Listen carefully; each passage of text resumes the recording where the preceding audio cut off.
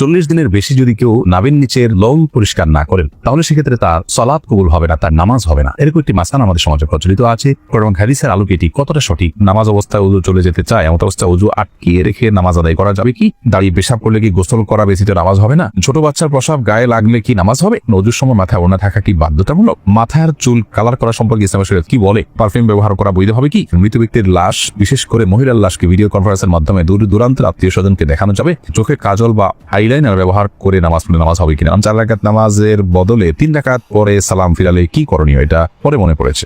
আর বিলম্ব না করে চলুন আমরা প্রবেশ করি আপনাদের প্রশ্নগুলোর উত্তর দেওয়ার পালায়। অ্যাঞ্জেল রুমি আপনি লিখেছেন চোখে কাজল বা আইলাইনার ব্যবহার করে নামাজ পড়লে নামাজ হবে কিনা? নামাজ হয়ে যাবে। সুমন আহমেদ আপনি লিখেছেন 4 রাকাত নামাজের বদলে 3 রাকাত পরে সালাম ফিরালে কি করণীয়? এটা পরে মনে পড়েছে। ফরজ নামাজ যদি 4 রাকাত 3 রাকাত সালাম ফিরা ফেলেন, তৎক্ষণাৎ পড়ান পড়লে তো আরেক রাকাত পরে শেষ নামাজ হয়ে যাবে। কিন্তু আপনি উঠে চলে গেছেন, অন্য কাজ করছেন, তারপরে মনে পড়েছে, তাহলে আবার আপনাকে সে সালাত আদায় করতে হবে। এছাড়া যেন আপনি লিখেছেন স্বামীকে খুশি করার জন্য ফর্সা হওয়ার ক্রিম ব্যবহার করা যাবে কিনা? ফর্সা হওয়ার ক্রিম সম্পত্তির আগে আমরা বলেছি এটা থেকে আদতেই কি পরিপূর্ণ মানুষের রং চেঞ্জ হয়ে যায় কিনা? যদি পূর্ণ রং চেঞ্জ হয়ে মানুষের আকৃতি পরিবর্তন হয়ে যায় তাহলে সেটা তো জায়েজ নয়। আর হালকা একটু ফর্সা দেখায় এরকম যদি হয় তাহলে সেটি করা যেতে পারে। নুসরাত কবির উর্মি আপনি লিখেছেন অজুর পরে ভ্যাসলিন, গ্লিসারিন ইত্যাদি ব্যবহার করলে অজু বা নামাজের কোনো ক্ষতি হবে কি? না, অজু বা সালাত ভঙ্গের সুনির্দিষ্ট কারণ আছে, সেই কারণগুলো না পাওয়া গেলে অজু বা সালাত ভঙ্গ হবে না। বিধায় ভ্যাসলিন বা গ্লিসারিন ইত্যাদি ব্যবহার করলে অজু নষ্ট হবে না, সালাতের কোনো অসুবিধা হবে না, কারণ এগুলোর ফলে অজু ভঙ্গের কোনো কারণ পাওয়া যায় না। অজু ভঙ্গের মৌলিক কারণগুলো শরীর থেকে যদি নাপাক বের হয় বা নাপাক বের হওয়ার মতো যথেষ্ট সম্ভাবনা তৈরি হয় তাহলে সেক্ষেত্রে অজু ভঙ্গ হয়। এছাড়া সাধারণত অজু ভঙ্গ হয় না। অতএব ভ্যাসলিন, গ্লিসারিন ইত্যাদি আপনি ব্যবহার করেছেন, কারণ নাপাক বের হয়নি আপনার শরীর থেকে, বিধায় অজু ভঙ্গ হবে না। এবার আশিক রহমান আপনি লিখেছেন মৃত ব্যক্তির লাশ, বিশেষ করে মহিলার লাশকে ভিডিও কনফারেন্সের মাধ্যমে দূর দূরান্তের আত্মীয় স্বজনকে দেখানো যাবে? মৃত ব্যক্তির লাশ যদি নিজের কোনো আত্মীয় স্বজনকে দেখান দূরের, আর মৃত ব্যক্তি মহিলা হয়, যাকে দেখাচ্ছেন তিনি যদি তার মাহারাম হয় তাহলে দেখালে গুনাহ হবে না। তবে সেটাকে ভিডিও করে রাখা, ছবি তুলে রাখা অবশ্যই অনুচিত কাজ, কারণ মৃত্যুর পর মানুষের আকৃতিতে অনেক সময় পরিবর্তন হয়, কিছুটা বিকৃতি ঘটে থাকে। এগুলোকে ধারণ করা, রাখা বা বিভিন্ন জায়গায় প্রচার করার সময় মৃত ব্যক্তির জন্য অপমানের হয়, যেটা তিনি জীবদ্দশায় হয়তো পছন্দ করতেন না যে তার বিকৃত কোনো রূপকে কেউ প্রচার করুক, সেজন্য রেকর্ড করে রাখা অনুচিত। তবে লাইভে যদি দেখানো হয় তার কোনো মাহারামকে, যাতে পর্দার কোনো বিধান লঙ্ঘন না হয়, তাহলে সেক্ষেত্রে কোনো হারাম কিছু হবে না বলে আশা করি। তবে মনে রাখতে হবে খুব দ্রুততার সাথে আপনার দাফন কাফনের ব্যবস্থা করা, এই সমস্ত লাইভ কনফারেন্স এগুলো করতে যেন খুব বেশি বিলম্ব না করা হয়, সে বিষয়টি অনেক গুরুত্বপূর্ণ করা আছে। জানাজা দিতে আসছে, জানাজা খুব দ্রুততার সাথে তোমরা দাও। শাহিন আলম লিখেছেন পারফিউম ব্যবহার করা বৈধ হবে কি? পারফিউম ব্যবহার করা বৈধ। পারফিউমে যে অ্যালকোহল আছে সেই অ্যালকোহলের কারণে ক্রমাইক্রম নাজায়েজ বলেন, তো অ্যালকোহল ছাড়া অনেক পারফিউম আছে, সেগুলো তো অবশ্যই জায়েজ হবে। আর অ্যালকোহল থাকলেও নাজায়েজ হবে যে সেটি নিশ্চিত নয়, অনেকের মতে নাজায়েজ হবে, অনেকের মতে জায়েজ হবে, কারণ অ্যালকোহল পান করা হারাম হলেও সেটি কাপড় চোপড় লাগলে যে নাপাক হয়ে যাবে ব্যাপারটা সেরকম না। এটা যথেষ্ট মতপার্থক্য আছে। সবচেয়ে ভালো হয় অ্যালকোহল ছাড়া অনেক পারফিউম বাইরে হচ্ছে সেগুলো ব্যবহার করা, কিংবা আপনার আতর ব্যবহার করা। আমি ব্যক্তিগতভাবে অ্যালকোহল সহ পারফিউম ব্যবহার করাটাকে জায়েজ মনে করি। এরপরে আব্দুল মা এই আইডি থেকে আপনি লিখেছেন মাথার চুল কালার করা সম্পর্কে ইসলামের শরীয়ত কি বলে? মাথার চুল কালার করতে পারেন, বিশেষ করে সাদা যখন হয়ে যায় তখন নবী করিম সাল্লাল্লাহু আলাইহি ওয়াসাল্লাম এর হাদিস অনুযায়ী এটাকে কালার করাটাই হলো উচিত এবং সুন্নাহ। তিনি বলেছেন ইহুদিরা সাদা চুল রাখে, তোমরা এটাকে কালার করবে, অজান্নেব সাওয়াদ, তবে তোমরা কালো কালার থেকে বিরত থাকবে। অতএব মেহেদি বা জাতীয় কোনো ন্যাচারাল কোনো কিছু যদি আপনি কালার করতে পারেন সেটা সুন্নাহ। এরপরে প্রশ্ন করেছেন হাবিবা, আপনি লিখেছেন অজুর সময় মাথায় ওড়না থাকা কি বাধ্যতামূলক? অজুর সময় মাথায় ওড়না থাকা বাধ্যতামূলক নয়, বরং মাথার ওড়না ফেলে কেউ যদি অজু করেন অজু করতে পারেন। যদি তাকে কোনো গায়ের মারাম পুরুষ দেখার আশঙ্কা না থাকে তিনি মাথার কাপড় চোপড় ফেলে, ওড়না ফেলে মাথা, তারপর তিনি অজু করতে পারেন। বরং আমরা যখন অজু করার জন্য মুখমণ্ডল ধৌত করব তখন আমাদের কাপড় যদি মাথায় থাকে, অর্থাৎ ওড়না যদি টানা থাকে, তাহলে সেক্ষেত্রে এগুলো কিছুটা হলো পানি লেগে যাবে, ভিজে যেতে পারে। এই জন্য মাথার ওড়না না রেখে উজু করা যাবে। যদি মাথার ওড়না রেখে আপনি উজু করেন এবং ওড়না খুব একটা না ভেজে আপনার অসুবিধা না হয়, আপনি করতে পারেন।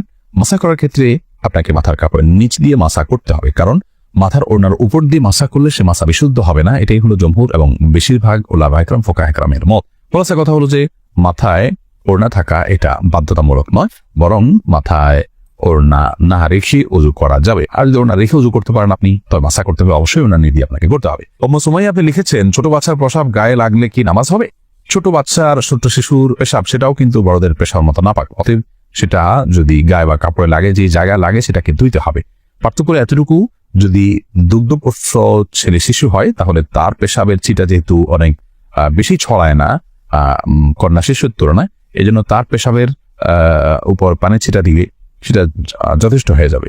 আর কন্যা শিশু যদি হয়, সেটা যেহেতু তার পেশাব যেহেতু একটু ছড়ানোর আশঙ্কা বেশি থাকে, এবং আরো নানা কারণে, অনেক কারণ এবং রহস্য আছে যেগুলো আমরা জানি না, তো সেগুলোর ভিত্তিতে কন্যা শিশু হলে, সে দুগ্ধপোষ্য হলেও যে জায়গায় লাগবে তার পেশাব, সেই জায়গাটা কাপড়ের জাস্ট ওই অংশটুকু ধুয়ে দিলে পাক হয়ে যাবে।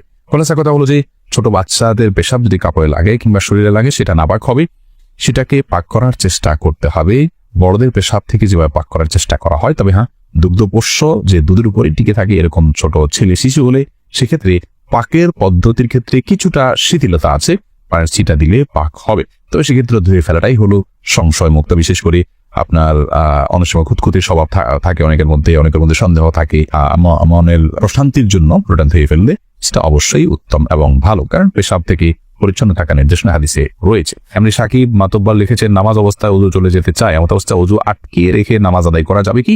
অবশ্যই আটকিয়ে রেখে আদায় করা যাবে, তবে স্বাভাবিক অবস্থায় ওযু আটকিয়ে রেখে তারপরে ওই ওযু দিয়ে নামাজ পড়া উচিত নয়। তবে নামাজের মধ্যে যদি আপনার ওযু ভাঙার বা পেশাব পায়খানা বের হয়, তাহলে সে বা বায়ু নির্গত হওয়ার বের হয়, তাহলে সেটাকে আটকিয়ে রেখে সালাত কমপ্লিট করা যেতে পারে, যেহেতু সালাত কমপ্লিট করা আল্লাহর কর্তৃক নির্দেশিত।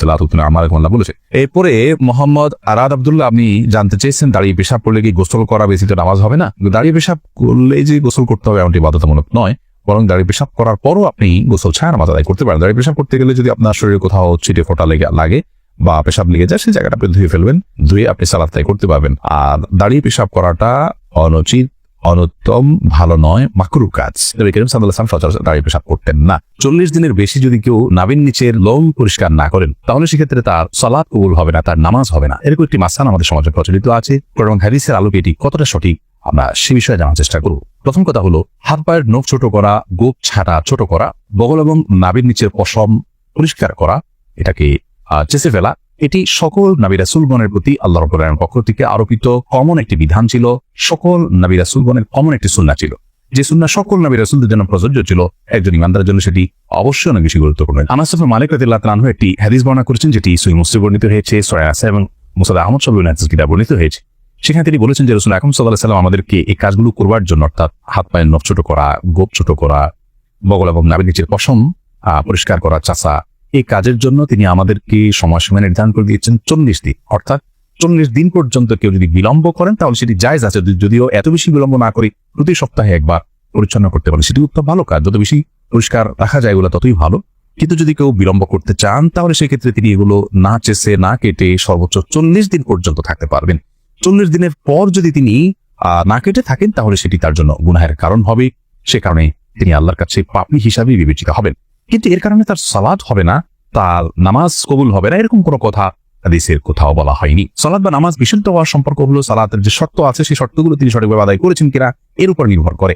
যার কারণে সালাতের শর্ত যদি সঠিকভাবে আদায় করে থাকেন, ফরজগুলো সঠিকভাবে আদায় করে থাকেন, তাহলে সালাত বিশুদ্ধ হবে। যদিও তার নাভির নিচের লোম তিনি অপরিষ্কার রাখেন, নখ বড় রাখেন, এগুলো করা সত্ত্বেও তার সালাত আদায় হয়ে যাবে। কিন্তু এগুলোকে তিনি বড় রাখবার কারণে, ছোট না করার কারণে, সমত না চাচবার কারণে, 40 দিনের বেশি অপরিচ্ছন্ন রাখবার কারণে তিনি একটি গুনাহে লিপ্ত হলেন, সেটি সম্পূর্ণ ভিন্ন বিষয়। আল্লাহ পরে আমাদের সকলকে সব ক্ষেত্রে রাসূল আকরাম সাল্লাল্লাহু আলাইহি ওয়াসাল্লামের সমস্ত দিক নির্দেশনাগুলোকে মেনে চলার তৌফিক দান করুন।